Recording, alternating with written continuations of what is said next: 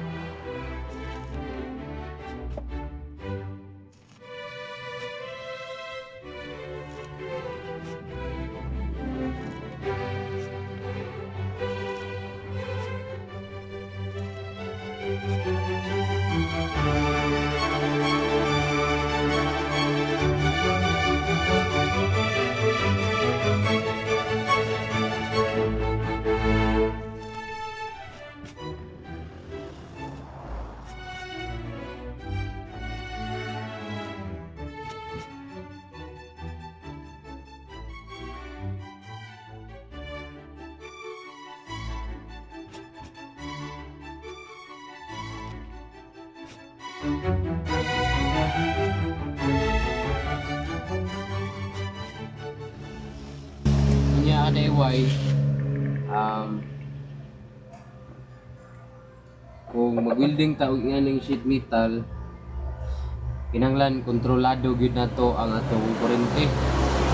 Nya nakaset ta karon og 85 amperes man itong giset karon. Nya kung dili pa gyud kaayo ka makakontrol pwede pa na nimong bawasan. Pero sa ako makakuha naman ko dayon, makakontrol naman ko kay pag musugod na siya melt, ako naman dayon siyang tanggalon. Nya sa 85 para nako musakto ra pud siya. So ang 85 mao man na bali ang kuha niya, ang kurente which is diha ko na magbase ang iyang kapaspas sa pag-init sa atong material.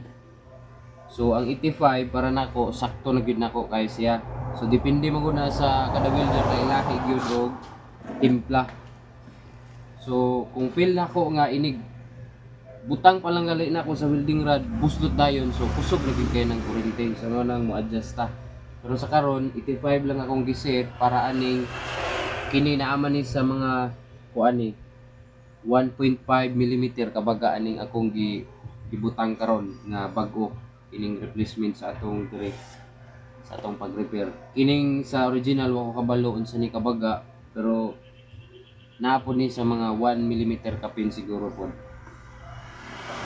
So ang sekreto ra pod ani gid ka DIY nga inig sugod nimo duod sa welding rod nya pagpula na sa bakal nya makita na nimo nga murag na melt na gid silang duha kini bitawng kining daan nga sheet metal o kining bago nakita nimo nga ni melt na siya bira na dayon ka nya kuha na po ka duso na po ka sa imong welding rod.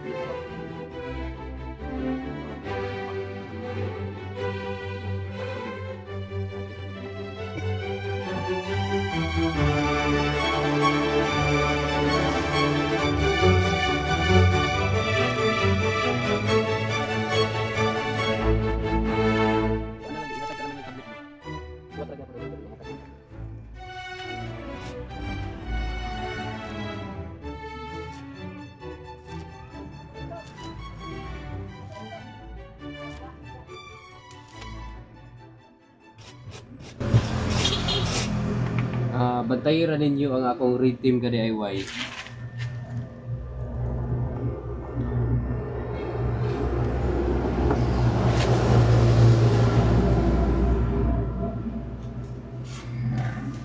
Nga pag tuso na ko sa akong welding rod, pag melt gyud sa bakal, tanggal na yun ako. Kung dugayon pa na nako siya sa atong material, ibuslot gyud ni siya.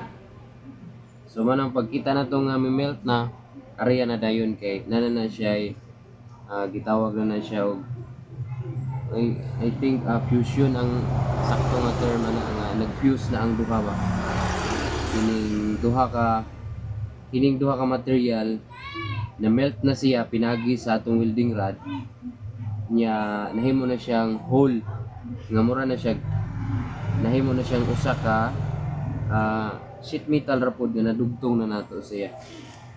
So yan na ra. So bantay lang akong rhythm kada pag duso na ko, pag pula, pag baga, pag duso na ko sa welding rod, pag baga, pag pula, yan ni melt, let go dayon ta sa atong welding rod, duso na pud og balik.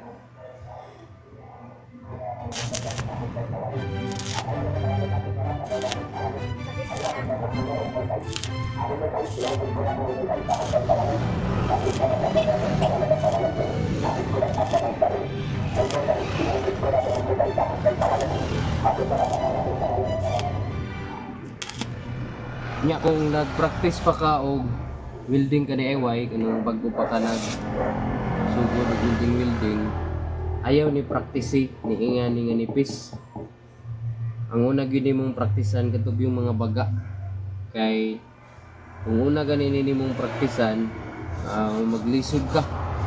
Kay mostly manggod ning ingani nga nipis na ana tahay gitawag nga mas paana ka kanang maayo na ka mo control sa imong pag-welding.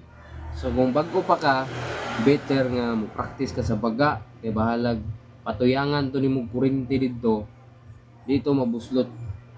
So kini nga klase sa skill nga kuan nga pag-welding, more on kanang medyo dugay-dugay na pud kanang nag-welding, no.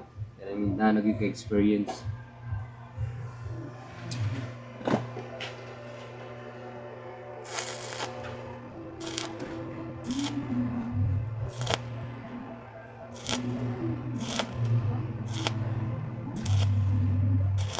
Kita na ninyo kada iway nga melt na, ariya na dayon ang welding rod, ayon na dugaya karon di mabuslot.